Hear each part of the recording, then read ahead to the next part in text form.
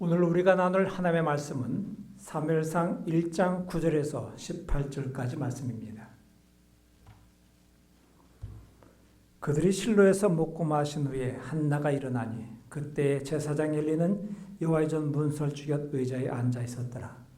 한나가 마음이 괴로워서 여호와께 기도하고 통곡하며 서원하이로되 만군의 여호와여, 만일 주의 여종의 고통을 돌보시고 나를 기억하사 주의 여종을 잊지 아니하시고 주의 여종에게 아들을 주시면 내가 그의 평생에 그를 여호와께 드리고 삭도를 그의 머리에 대지 아니하겠나이다.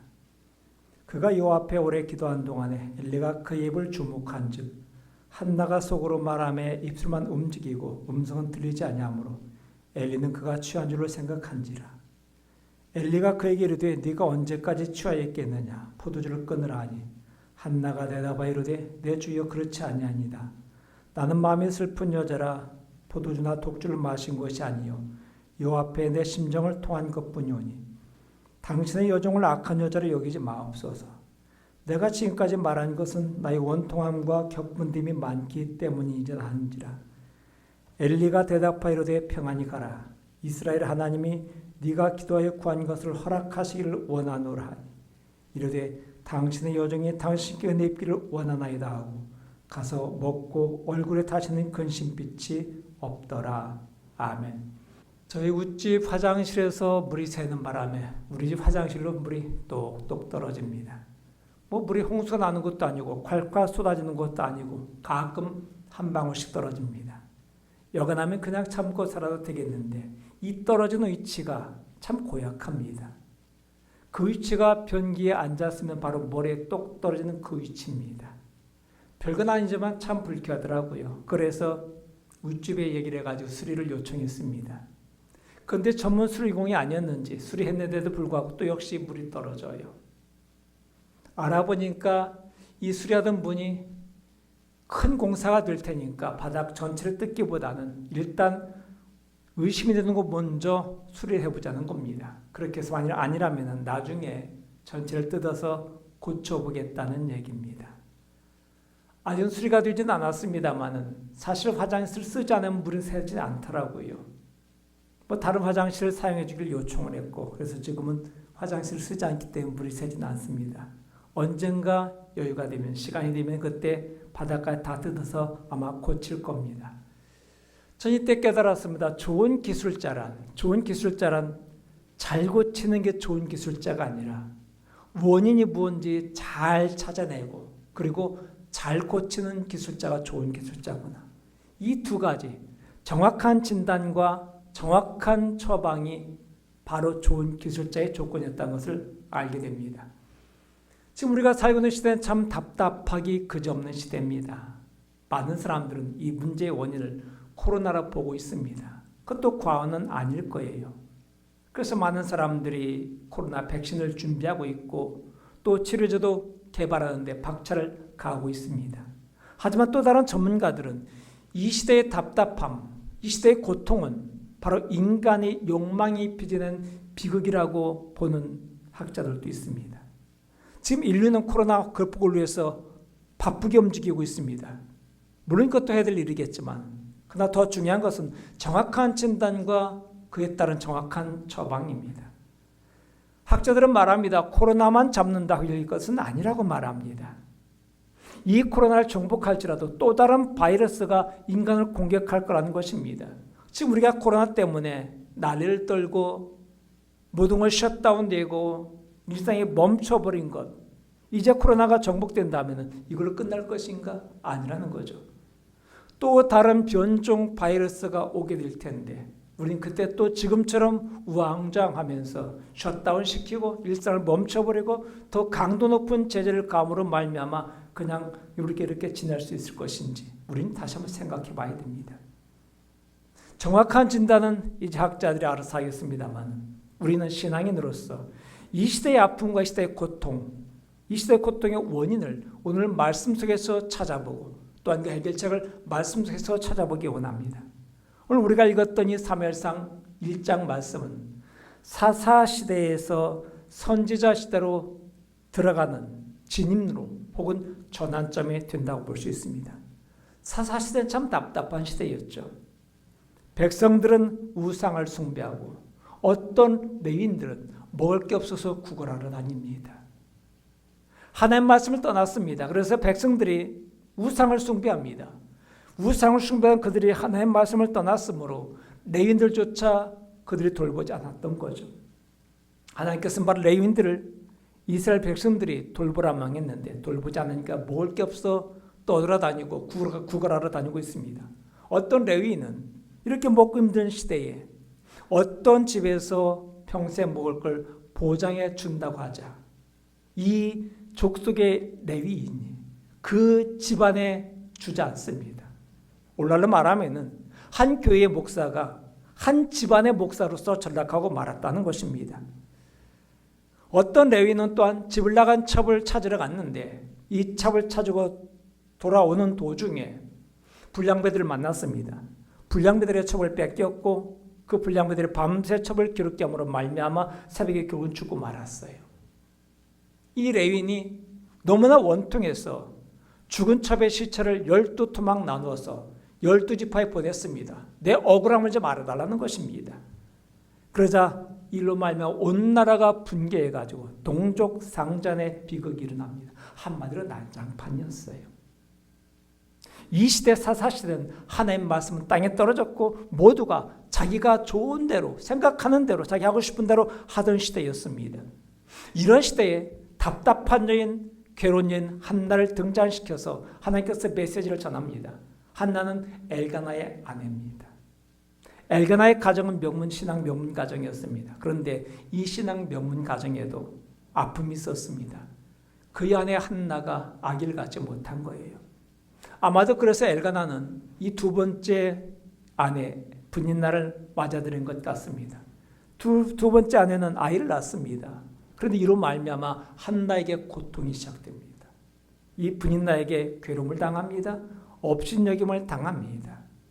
한나는 그렇게 답답한 여인이었고 아픈 여인이었습니다. 사무엘서는 이 괴로운 여자 한나를 통해서 당시 사회가 얼마나 답답한지 당시 사회가 얼마나 괴로운 사회인지를 보여주고 있는 겁니다. 하지만 말입니다. 이 답답한 여자 한나에게 하나님의 은혜가 임함으로 말미암아 인생이 달라져요.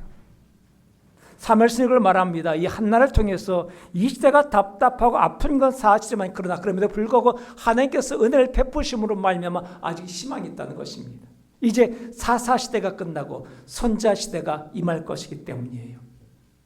이 사무엘서는 한나를 통해서 이 고통의 문제가 무엇인지와 이 고통을 해결받는 길이 무엇인지를 정확히 말씀해주고 있습니다. 오늘 우리는 이 사무엘상 1장을 통해서 우리에게 아직도 희망이 있다는 것을 알게 되기를 원합니다. 그리고 2021년 한 해는 고통을 지나 형통으로 나가는 귀한 해가 되기를 간절히 축원합니다. 그렇다면 우리가 형통한 삶을 살기 위해서 해야 될 일은 무엇일까요? 우리가 알아야 될 것이 무엇일까요? 형통한 삶을 위해서 우리가 알아야 될 첫 번째는 하나님과의 불통이 고통의 원인이라는 걸 알아야 됩니다. 하나님과의 불통이 고통의 원인입니다.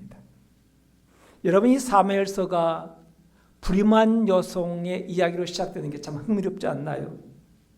사무엘은 선지자입니다. 선지자도 그냥 선지자가 아닙니다. 위대한 선지자예요. 최초의 선지자입니다. 그런데 이 위대한 선지자 시대가 어떻게 열리나요? 어떻게 시작됩니까? 이 세상의 모든 축복을 받은 남부럽지 않은 가정에서 일어나는 게 아닙니다. 도리어 이스라엘 선지자 시대는 아이를 낳지 못해 통곡하는 한 여인의 기도에서 시작이 됩니다. 그리고 이 여인의 기도는 고통에서 시작이 됐다는 것입니다. 우리는 여기서 잠깐 멈춰서서 왜 하나님께서 한나에게 이토록 괴로움을 주시는지를 묵상해 봐야 됩니다. 성경 말합니다. 하나님께서 한나에게 아이를 주지 않으셨다. 5절 보십시오. 한나에게는 갑주를 주니 이는 그를 사랑함이라. 그러나 여호와께서 그에게 임신하지 못하게 하시니 여호와께서 그에게 임신하지 못하게 하심으로 그의 적수인 분인나가 그를 심히 격분하게 하여 괴롭게 하더라.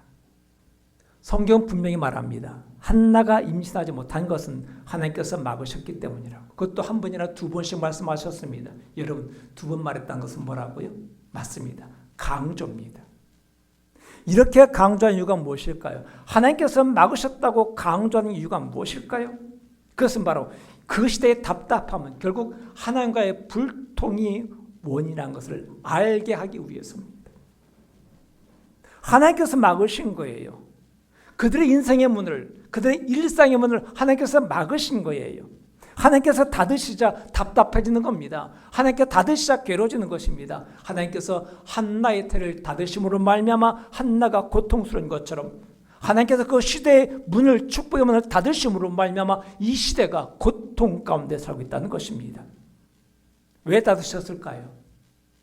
그것은 바로 그 시대가, 그 시대의 사람들이 하나님의 말씀을 버렸기 때문에 그래요. 하나님의 말씀을 버리고 각기 자기 속에 옳은 대로 살았습니다. 남들도 그렇게 사니까 다 그렇게 살았어요. 하나님의 말씀은 땅에 떨어졌고 하나님의 말씀은 짓밟혔습니다. 불통의 시대입니다. 그런데 이 불통의 아픔이 결국은 하나님의 귀가 됩니다. 하나님께서는 한나에게 다른 여성들이 가진 걸 주지 않으셨어요. 왜 그러셨을까요? 그것은 바로 한나가 미워서가 아닙니다. 한나에게 가장 좋은 선물을 주기 위해서입니다. 이 선물은 이스라엘의 위대한 말씀의 시대가 도래하는 축복입니다. 위대한 말씀의 시대가 오게 된다는 것입니다. 그래 여러분, 하나님의 말씀을 존중해 형통케 됩니다. 하나님의 말씀의 권위가 살아야 형통케 된다는 것입니다. 하나님의 말씀이 회복되지 않으면 소용없어요. 보세요. 한나가 하나님께 기도할 때 소리는 내지 않고 있으면 닮아간 채 그냥 소리 없이 기도합니다. 이걸 보고 엘리는 한나가 너무 억울해서 너무 아파서 포도주를 마신 모양이다, 취한 모양이다 생각했습니다. 그래서 포도주를 끊으라고 충고하자 한나가 이렇게 대답합니다. 16절, 당신의 여종을 악한 여자로 여기지 마옵소서. 내가 지금까지 말한 것은 당신의 원통함과 격분됨이 많기 때문이다 하는지라. 하나는 말합니다. 제사장님, 저를 악한 여자로 보지 마십시오. 여기서 악한 여자란 무가치한 여자란 뜻입니다. 가치 없다는 뜻입니다. 당신은 여인이 아이를 낳지 못한 것을 하나님께 버림받았기 때문이라고 여겼습니다. 하나님께서 이렇게 말씀하신 게 아니라 자기들이 그렇게 생각한 거예요. 자기 생각이 곧 하나님 생각으로 잘못 착각하고 있는 것입니다. 그래서 한나가 아이를 낳지 못하자 한나를 무가치한 인간으로 본 것입니다. 성경이 이렇게 말한 게 아니라 사람들이 이렇게 말했어요. 세상은 사람들이 생각한 대로, 사람들이 말한 대로 움직여 나갑니다. 그런데 안타까운 것은 신앙의 공동체마저도 하나님의 말씀을 붙잡고 있는 게 아니라 세상의 가치 기준 따라간다는 것입니다. 한나는 신앙의 공동체 안에서도 무가치한 여자로 취급당했습니다. 이것이 슬픔이고 이것이 아픔입니다. 이스라엘 신앙 공동체입니다. 비록 세상에 살긴 하지만 그들은 세상의 가치 기준 가지고 살아가는 게 아니라 하나님 나라의 가치 기준 가지고 살아가는 존재들입니다. 그런데 이 사사시대를 지나면서 하나님의 말씀 따라 사는 게 아니라 세상의 가치 기준 따라 산 거예요. 그래서 세상에 한나, 아이 낳지 못한 한나를 무가치하게 여기니까 신앙의 공동체조차도 한나를 무가치하게 여겼다는 것입니다. 하나님의 말씀이 사라진 곳에서는 세상의 가치 기준이 판을 칩니다. 그래서 신앙인조차도 무가치한 존재로 전락하고 마는 것입니다. 여러분, 이 시대는 어떤가요? 이 시대도 마찬가지예요. 이 시대는 더 이상 사람의 됨됨이를 중요시 여기지 않습니다. 외모, 외적 조건, 얼마나 잘생겼느냐, 얼마나 많이 배웠느냐, 얼마나 많이 가졌느냐, 이걸로 사람을 판단합니다.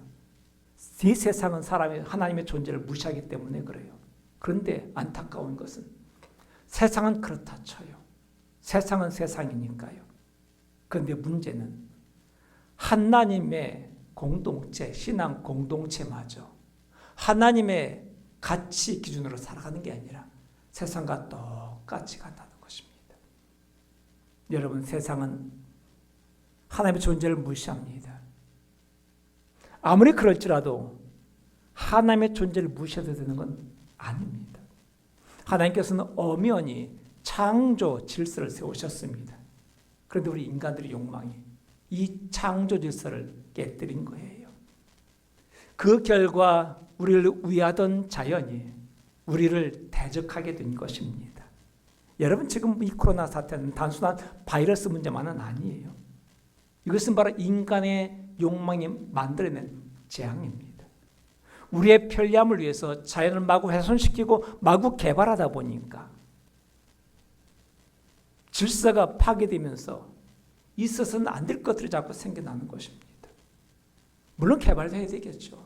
하지만 개발과 보존의 균형이 이루어져야 되는데 우리는 너무나 무분별한 개발로 말미암아 이 균형이 깨져버렸고 우리는 너무나 멀리 갔어요. 너무 지나쳤어요. 이미 그 선을 넘은 것입니다. 그래서 우리가 알지 못하는 바이러스들이 계속 등장하는 것이고 그것이 우리 인간의 건강만 침해하는 게 아니라 우리 일상까지 파괴하고 있는 것입니다. 지금 사사시대가 너무 흡사하다고 봅니다. 절대 기준이 무너지고 각자 자기 소견에 옳은 대로 살아갑니다. 내가 좋으면 좋은 거고 내가 싫으면 싫은 거고 내가 기준이 되고 말았어요. 그래서 하나님도 무시당하는 시대가 되고 말았습니다. 여러분, 지금 우리가 겪고 있는 답답함은 이 고통은 단순한 코로나 문제만 아닙니다. 근본적 원인은 하나님을 버렸기 때문에 그래요. 하나님의 말씀을 버렸기 때문에 불통이 됐고 하나님과 불통이 결국은 인간의 고통으로 오게 된 것입니다. 하나님께서는 이 신앙 공동체 안에서조차 무가치한 대우를 받는 한나를 통해서 진정한 가치를 열어가세요. 하나님의 말씀의 시대를 여는 선지자 사무엘이 한나를 통해 나오게 됩니다. 우리는 결코 무가치한 자가 아닙니다. 우리의 가치는 하나님의 말씀 안에서 진가를 나타내게 될 것입니다. 우리가 답답한 것은 경제가 어려워서가 아닙니다. 취업이 안 돼서도 아닙니다. 코로나 때문에 일상이 무너져서도 아닙니다. 우리의 답답함의 원인은 하나님의 말씀을 버렸기 때문입니다. 하나님을 버린 것, 하나님과의 불통이 곧 고통의 원인임을 기억하십시오. 이제 우리가 형통한 삶을 위해서 알아야 될 두 번째 사실은 하나님과의 소통이 형통의 시작이라는 것입니다. 하나님과의 불통이 고통의 원인이었고 이제 그렇다면 하나님과의 소통이 형통의 시작이 됩니다. 여러분 답답할 때 어떻게 하시나요? 답답할 때는 그냥 멀리 여행을 떠나도 괜찮을 겁니다. 그런데 요즘 그것마저 막혀버렸잖아요. 아니면 취미생활을 한다든지 아마 여러 가지 할 수 있을 것입니다. 시원한 바람 쐬는 것도 괜찮을 겁니다. 한나는 답답한 일이 생기자 견딜 수 없어 하나님께 나가 기도하기 시작합니다. 자, 10절 말씀. 한나가 마음이 괴로워서 여호와께 기도하고 통곡하더라. 우린 여기서 한나가 위대한 위인이라고 넘겨줄 필요는 없습니다. 사람들은 우인 마늘을 좋아하기 때문에 한나를 자꾸 우인 만들려 하는데 한나는 그런 우인이 아니에요. 연약한 여인에 불과합니다. 아이를 낳지 못했고 그로 말미암아 부인 나에게 괴로움을 당하게 되자 너무너무 억울해서 식음을 전폐하고 머리 질끈 묶고 누워버렸습니다. 그런 연약한 여인이에요. 그런데 그것만 안 되고 답답하자 일어납니다. 일어나서 어디로 가요? 여러분, 우리 신앙인들이 마지막 갈 곳이 어디입니까? 하나님 앞이죠. 한나는 이 답답한 마음, 찢어진 마음을 가지고 하나님께 나갑니다. 나가서 통곡하며 자기 마음을 열어놓습니다. 한나에게 위대한 게 있다면 바로 이것입니다. 한나가 기도해서 아이를 얻은 게 아니라 한나의 위대함은 자기 답답해서 어쩔 줄 모를 때 하나님 앞에 나갔다는 것입니다. 여러분, 저와 여러분들이 위대한 것이 무엇입니까? 저와 여러분이 많은 걸 했기 때문에 위대한 게 아닙니다. 기도응답 받았기 때문에 위대한 게 아닙니다. 저와 여러분이 위대한 것은 바로 우리가 위대하신 하나님 앞에 나가기 때문이에요. 우리도 아프면 괴로우면 힘들어서 통곡하고 엎드려서 눈물 짓고 어떤 때는 식음을 전폐하고 머리띠 질끈 동해먹고 눕잖아요. 근데 그렇게도 안 되니까 우리가 뭐합니까? 마지막 우리가 나갈 곳이 하나님 앞이기 때문에 하나님께 나가 우리 마음을 열어놓는 것입니다. 그래요. 저 여러분 약합니다. 연약합니다. 그럼에도 불구하고 우리는 하나님께 나갈 수 있고 하나님께 우리 마음을 열어놓을 수 있기 때문에 위대한 존재인 것입니다. 참 우리가 기도하셨다는 게 얼마나 감사한지 몰라요. 그런데 여러분 우리가 기도할 때 어떤 역사가 일어날까요? 우리가 기도할 때 첫 번째 하나님과 통하는 역사가 일어납니다. 하나님과 통해요. 한나는 기도함으로 말미암아 아들을 얻었다고 섣불리 판단하기 쉬운데 자 성경을 자세히 보실까요? 15절 말씀입니다. 한나가 대답하이르되 내 주여 그렇지 아니하니이다. 나는 마음에 슬픈 여자라 포도주나 독주를 마신 것이 아니요 여호와 앞에 내 심정을 토한 것뿐입니다. 그는 말합니다. 나는 포도주 마신 게 아닙니다. 독주 마신 게 아닙니다. 취한 게 아닙니다. 나는 지금 너무너무 억울해서 너무너무 아파서 내 심정을 하나님께 통한 것뿐입니다. 라고 말합니다. 여러분 한나가 기도함으로 말미암아 일어난 첫 번째 역사는 하나님과의 소통이 이루어진 거예요. 그의 마음을 하나님과 통할 수 있었다는 것입니다. 그래 여러분 우리의 기도는 하나님과 통하는 길입니다. 기도의 첫 번째 결과는 하나님과 소통이 이루어집니다. 두 번째 결과는 마음의 평안이 임합니다. 자 18절 보십시오. 이르되 당신의 여종이 당신께 은혜 입기를 원하나이다 하고 가서 먹고 얼굴에 다시는 근심빛이 없더라. 기도가 난 다음에 어떻게 했나요? 식음을 전폐하고 누웠던 한나가 먹기 시작합니다. 그러자 얼굴에 평안한 빛이 임했다고 말합니다. 여러분 한나에게 평안이 임한 것은 하나님께서 아들 주시겠다고 말씀했기 때문이 아니에요. 성경 자세히 보세요. 하나님께서 아들 주시겠다고 응답하지 않으셨습니다. 한나의 마음에 평안이 임한 것은 하나님과 통했기 때문이에요. 여러분 저와 여러분들이 기도하고 나면 마음에 평화가 임한 이유가 무엇입니까? 그 자리에서 응답받았기 때문이 아닙니다. 확신 생겼기 때문이 아닙니다. 하나님과 통하면 되는 거예요. 저 여러분들은 하나님의 사람입니다. 그러기에 하나님과 소통이 이루어지면요.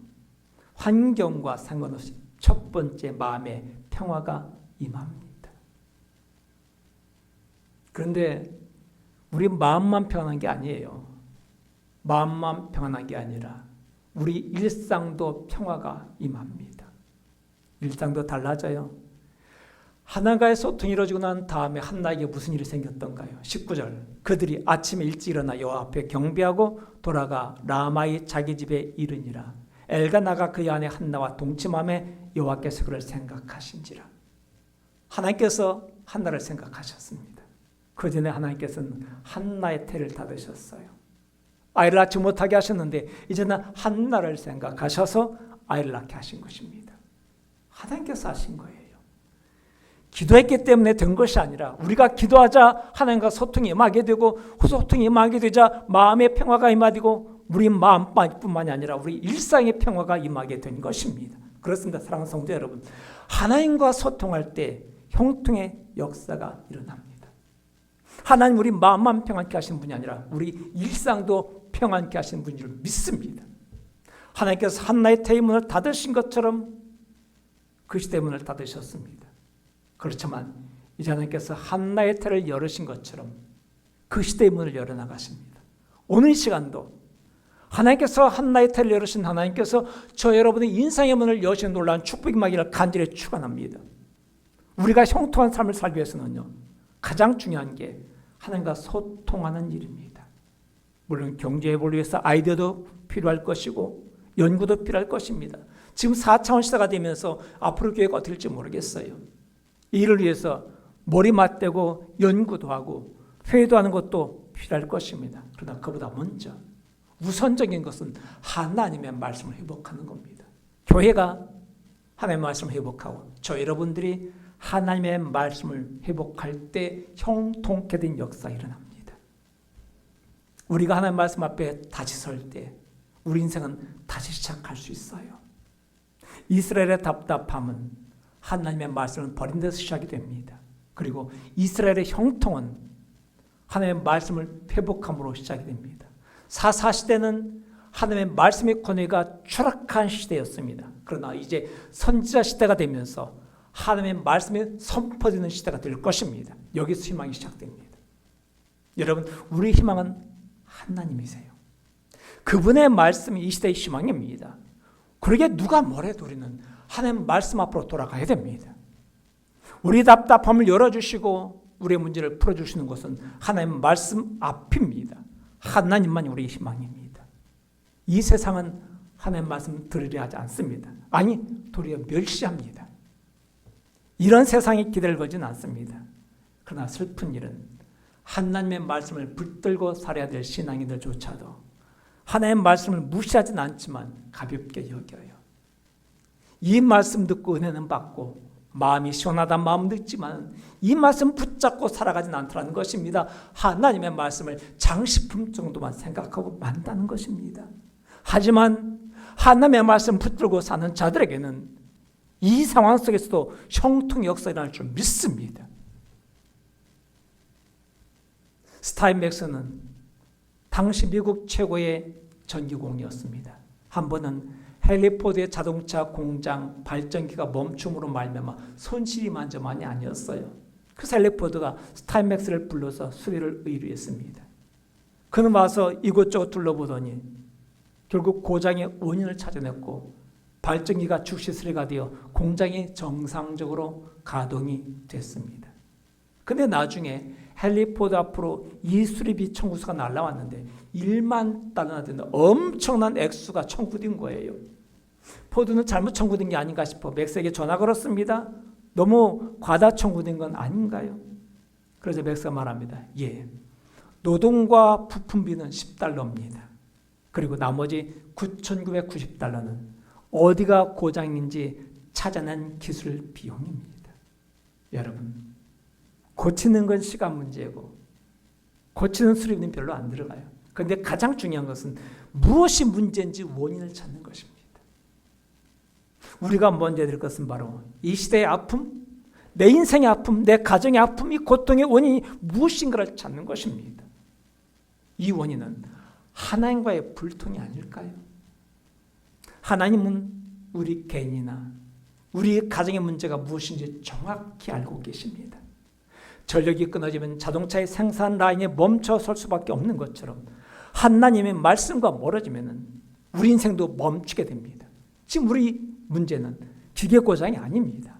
인생의 발전기가 멈춰버린 게 문제입니다. 이 발전기가 멈춰버리면 아무리 좋은 기계로 교체한다 할지라도 무용지물이고 말 것입니다. 지금 우리는 경제라는 기계를 고친다고 되는 게 아니라는 것입니다. 유통망을 고친다고 되는 것이 아니라는 것입니다. 하나님과의 소통 라인이 회복되어야만이 우리 인생이 회복될 수 있는 것입니다. 하나님과 소통하는 한 해가 되시길 바랍니다. 하나님과의 불통은 고통이요, 하나님과의 소통은 곧 형통임을 기억하고 2021년도에는 저 여러분이 하나님을 가까이 함으로 말미암아 하나님과 소통하는 한 해가 되길 바랍니다. 하나님의 말씀을 존귀 여김으로 고통을 지나 형통으로 나가는 역사가 있기를 간절히 축원합니다.